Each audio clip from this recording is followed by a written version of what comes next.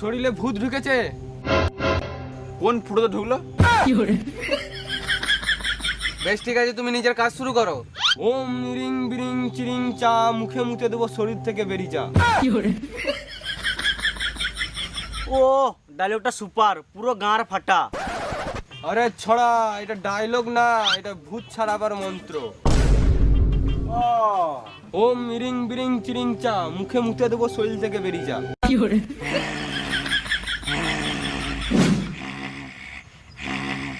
ওম ring বিরিং চিরিং চা, মুখে মুতে দেবো শরীর থেকে বেরিয়ে যা।